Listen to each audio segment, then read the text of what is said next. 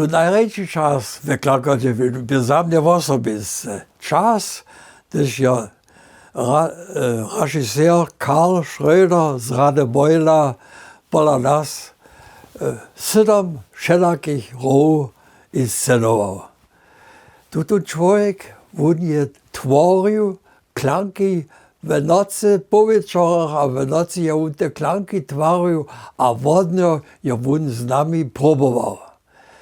A on je też tady, že nevím, starobu měl, ale on je tak čučivě ze srajerjem obkadžal, že mu tak nebo zazva, ničo zazva začmal. A nima toho je on došel prajú dereminiu, za na koncu ništa opravdu, že riadne uskočí na jevišťu.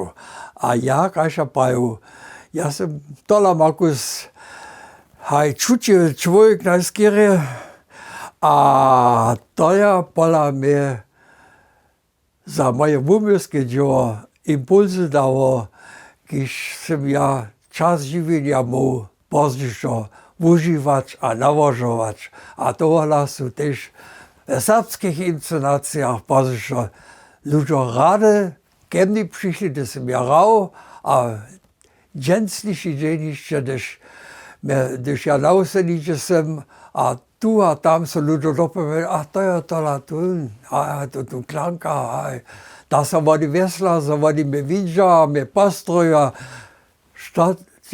što se me mit člověka ludzie ještě řečal. Zase jen měsem udospoňa, zase jedním veselým poladněním.